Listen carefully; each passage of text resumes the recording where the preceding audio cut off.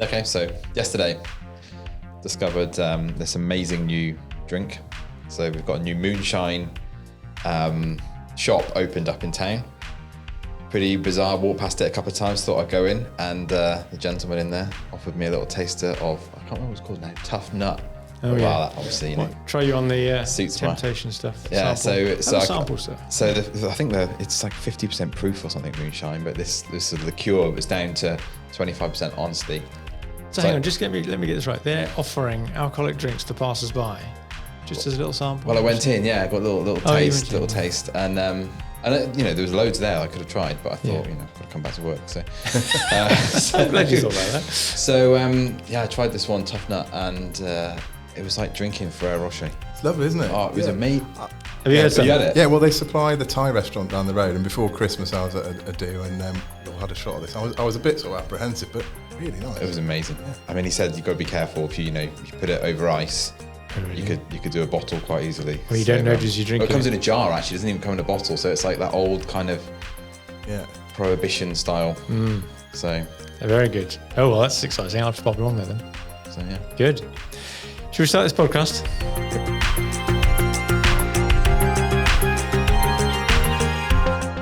So, hello and welcome. You're listening to the SME Growth Podcast from Wellmeadow, and I'm Dave Parry. And my co-host with me today is Richard Buckle. Hi, Rich. Hiya. And we have a guest. We have a guest today, Seb Slater, Executive Director of the Shrewsbury Business Improvement District. That's right. What we call the BID. So thanks for joining us, Seb. Really good to be here.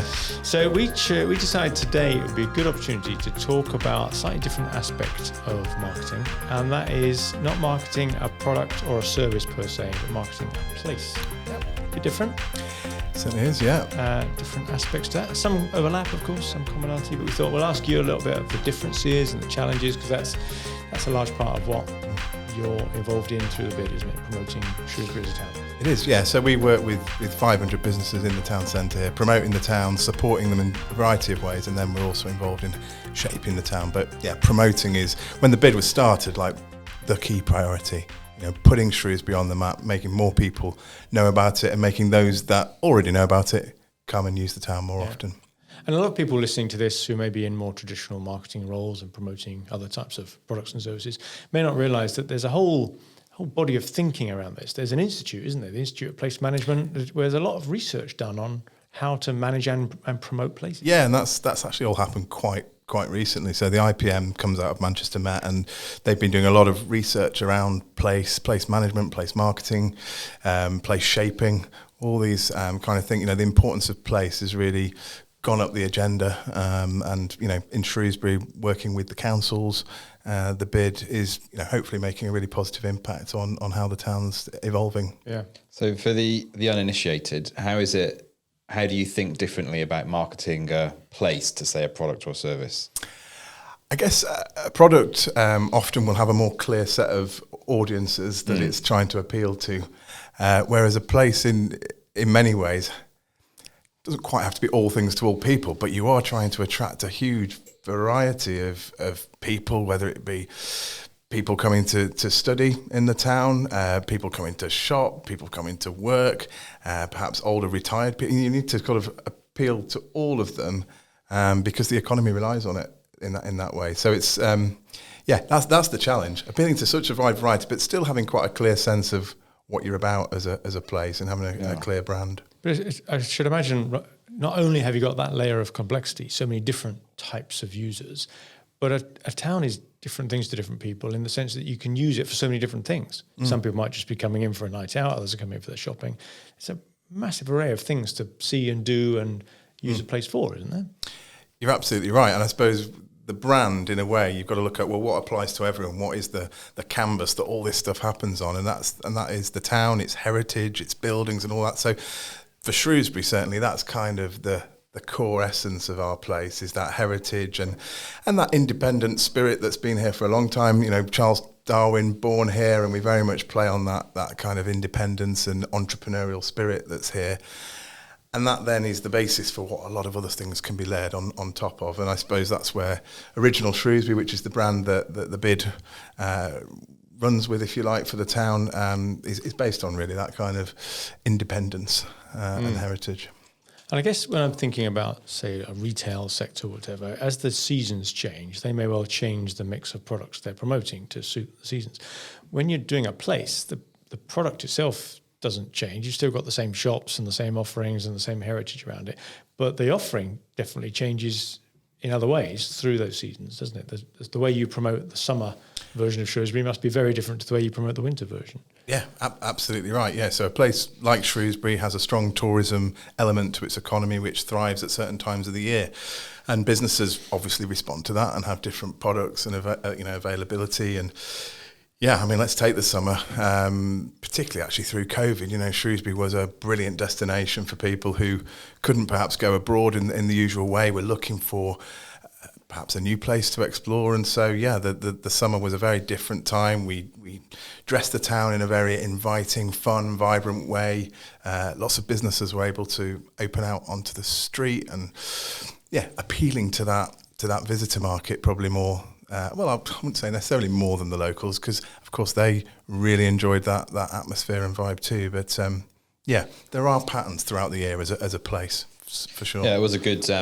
Sort of trying to remember back to it. It was a really good. There was all the bunting out, wasn't there? Everything, a real kind of summer holiday vibe feel about the town centre, wasn't there? It was it almost became a destination just because of the kind of the dressing of the town, wasn't it? It was absolutely. When people arrive in the town, you want them to feel a certain way. You want them to be enjoying themselves, frankly. So yeah. Yeah, regardless of what you were coming in for, really, wasn't it? If you're coming into work, you still thought this is a great place to come to work because the town looks, it looked upbeat, it looked fresh, it had that holiday feel to it, even if you were going into the office. But if you were coming in with friends for a drink or something, then it was, you still had that. So it was. Yeah, I think you can't underestimate the value of that vibe that you create, because people feeling good will go and tell people, actually, God, town felt great, I had a great meal, and it just sort of builds from there. So yeah, that atmosphere is crucial to the work we do, as well as the outward marketing, which we might talk about. Yeah, just that experience is so important. We're saying is that whole piece about you're trying to be all things to all men, but at the same time not diluting the brand in any way, because there is that danger, isn't there? How do you sort of prioritise who's the beneficiary when you're looking at a place? Can you even do that? Well, I mean, obviously we run a lot of different campaigns, and they will have different focuses, but underpinning it all is the Shrewsbury brand, original Shrewsbury. And I think, as I said before, linking into the heritage, the independent feel, nature of the town, actually a lot of stuff can sit on top of that, whether it be, a work campaign about getting more businesses to relocate here, whether it be going out for some interesting food and drink, all these stuff can layer on top of the original Shrewsbury brand. One thing that strikes me as maybe different and a big challenge for you guys that are promoting something that's a common good. You don't own the town any more than anybody else owns it, but lots of people have got an interest in making it more successful. So unlike, say, a commercial organisation, that it is pretty much solely responsible for marketing its products, maybe with the manufacturer chipping in and supporting, but they're linked. You've got to deal with the fact that lots of other organisations are also trying to promote the town, the place, the events that are going on, and you've got to make sure you don't trip over each other or send mixed messages. So there's the tourist office, there's the council, there's the businesses, the people who put on the events.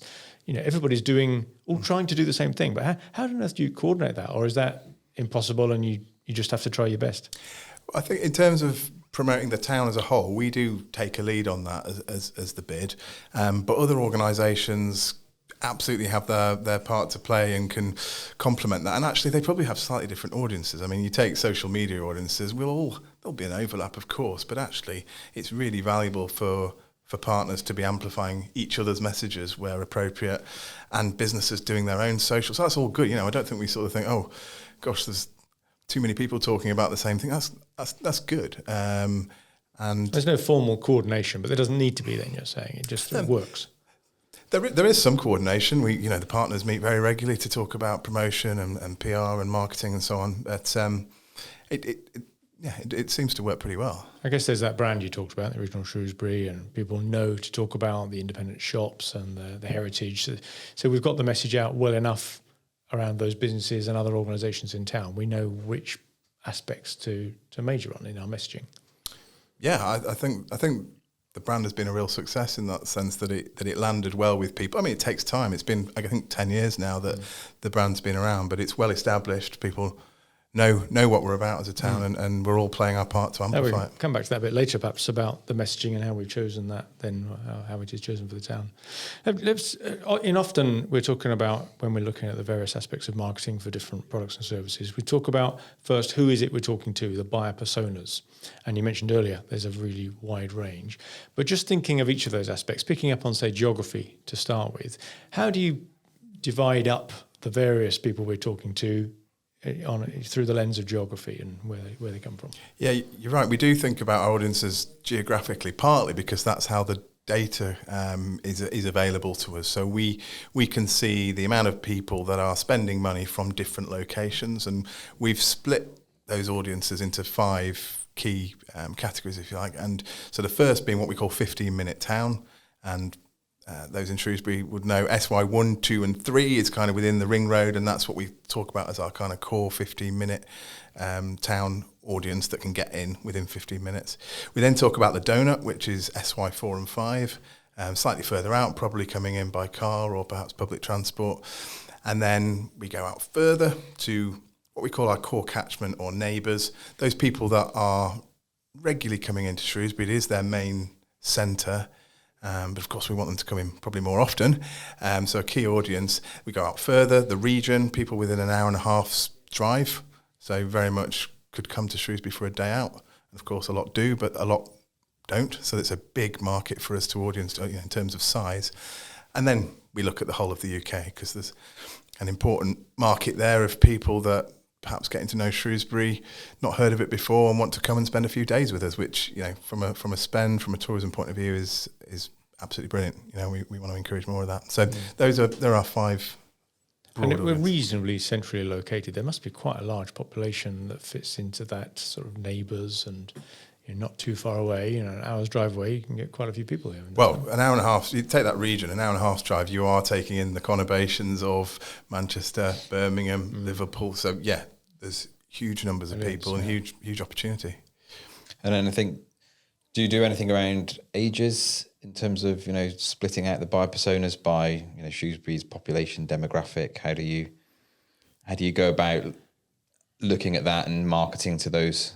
Yeah, we do think about those audiences, and they obviously are looking at different things. Students these days, younger people perhaps more into TikTok than the local newspapers. So I think, our marketing, we try and cover quite a lot of bases so that we are, appealing to those different ages. And have you seen a visible shift in that since the university has come here? Are we seeing more of a kind of student focus, or? I think that young people, education is a really key part of Shrewsbury's economy and place. I don't think that's necessarily shifted a huge amount over say, the last 10 years. But we think we can do more. It's a wonderful place to learn, I think, Shrewsbury. It's a big enough place that there's enough going on. It's exciting, but it's also a safe place. It's not too big. There's a real sense of community. So we think there's probably more we can do with education. But they must be a good partner in promoting the town, because they've got maybe 600 students. They're probably talking to thousands who are considering the town, and they're obviously promoting it as a good place to learn as well. So they're very much in partnership with what you're trying to do, surely. Yeah, and they're one of those partners that I referred to earlier that can amplify, can share messages. And I'd say that the colleges are the same. I think the biggest UK higher education college is here in Shrewsbury, bringing people from quite a wide geography, going back to the geography point, big catchment, all coming into Shrewsbury. So, another key partner in promoting the town. And how do you split out the messaging between people who know the town already and are regular visitors, maybe even inhabitants, residents locally, or new people who've never come here before? Maybe if you live a little bit away, don't really even know where it is. How do you tailor what you're saying to those people? In a strange way, you're saying quite a lot of the same things, which is about the place, selling what is brilliant about the place. Yeah, sure, people that haven't heard of us, you need to do a bit more explaining of how to get here. And actually, the channels are quite different. I think that's probably the biggest thing. You know, when we're trying to attract people from the UK, then it's PR is a massive one. You know, if you can get a big article in the Times, then that's doing a great job, and it resonates well locally. I would also add there was one locally, wasn't there? Was it in the Times, Sunday Times or something? Before Christmas, there was an absolutely brilliant feature from Christina Lamb about Shrewsbury being the most festive UK destination, which, you know, you can't kind of buy that kind of coverage, because that is positioning Shrewsbury in a way which is fantastic for the town.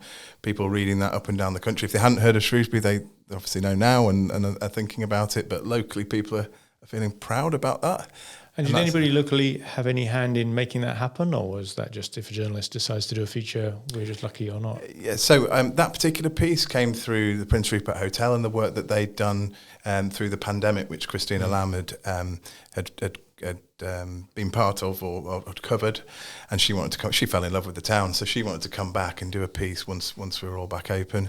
But a lot of the other PR, it's work from ourselves, partners at Visit Shropshire, constantly beating the drum, getting stories to journalists and say, well, you know, what about this? You know, we've got a great river in Shrewsbury, loads going on. Why don't you do a piece about the river and that sort of thing? So, it doesn't happen by accident. Certainly, we're constantly pushing that.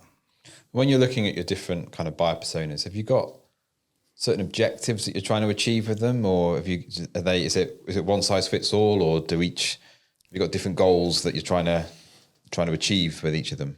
Definitely different goals, yeah. I mean, I suppose if you take people that live really close to the town, pretty much they're all coming into the town at some point every month. But actually our objectives are come in more often. We give him more reasons to come in, maybe 3 times a week instead of 2 times a week. Then you go out further and they might not be accessing the town quite as often, so it's a different objective, and then, you know, going further out again, they may not ever have been. So the objective is to get them here once. And, you know, we often find people come here once and fall in love with the town. They go, wow, can't believe I haven't been here before, have that sort of real impact, and then go away and tell their friends. So, yeah, in short, different objectives. So let's move on then and talk. You already mentioned earlier, actually, about the different channels and how we get this messaging out to these different audiences, these different buyer personas, and maybe tailoring it because we know that some audiences will use some channels more than other. I should imagine, just like anybody else in a marketing role, you're using the full range of options available to you through social media and conventional, traditional routes as well.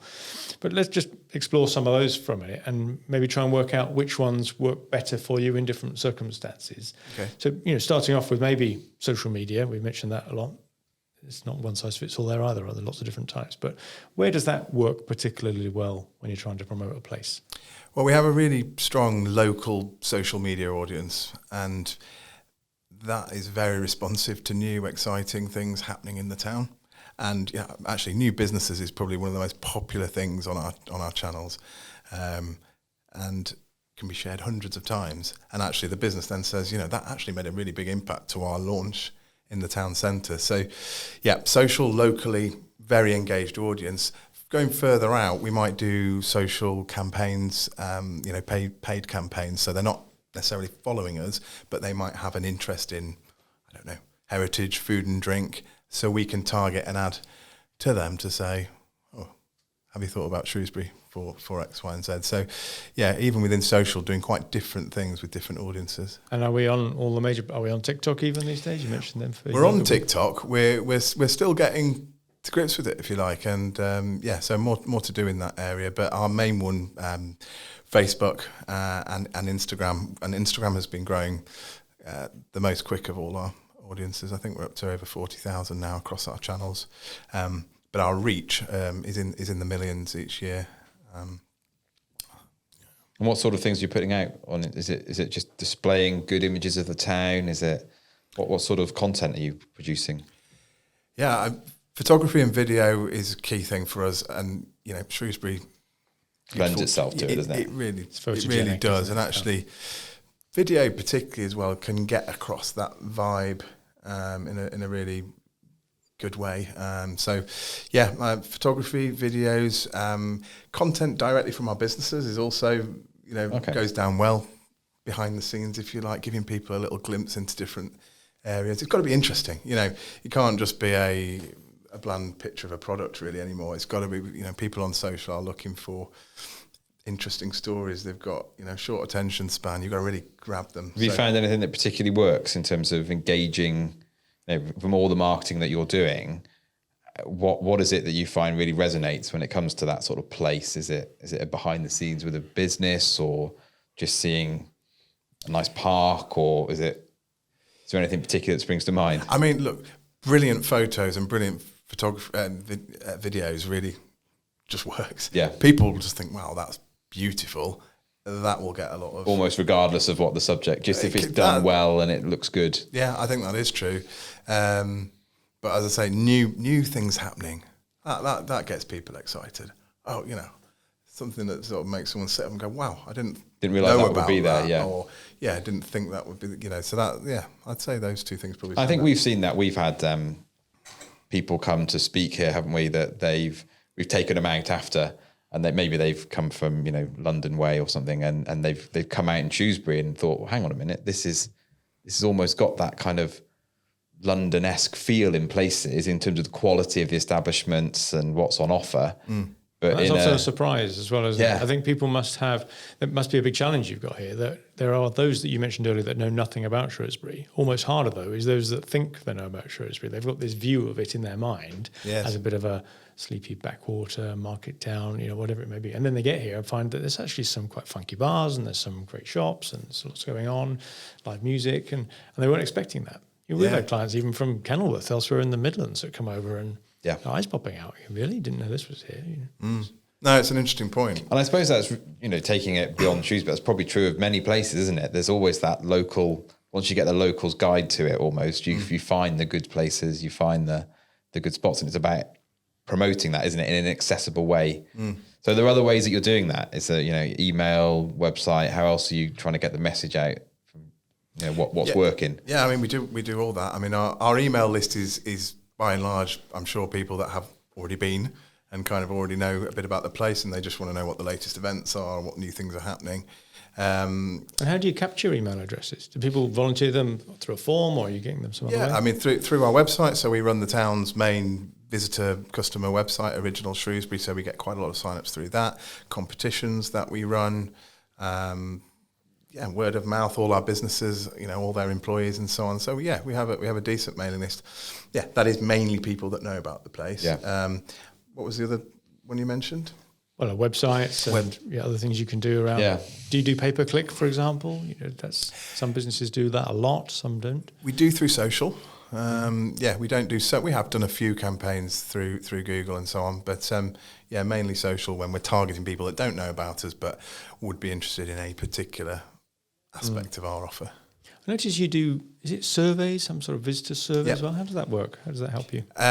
So we advertise at the station, for example, when people are arriving and then leaving, to tell us how they found their stay or their visit to Shrewsbury, and that obviously helps us measure how we're doing in various areas such as cleanliness, or how did they find the atmosphere, were there things that could have been better. So we get some really useful feedback that we can use ourselves and share with partners. But we also get their email addresses, so we can that's what made me think as well. So I'm interested as well about how you work so that the town gains more generally out of the big events, some of which Shrewsbury's already very well known for. The Flower Show, for example, that is very well known nationwide. There's coaches come here from all over for the Shrewsbury Flower Show, but there are others as well. And there's a good local events company, isn't there? That's always running Food Festival, the Children's Festival, the Oktoberfest, and so on. How do we make sure that the town benefits more generally rather than just the event having attendees that come and go just for it? Yeah, well, some of those bigger events pull in people that haven't been to the town. I think that's quite clear, particularly from that region. I think, say, the Food Festival. So in many ways, the event is introducing Shrewsbury to those people.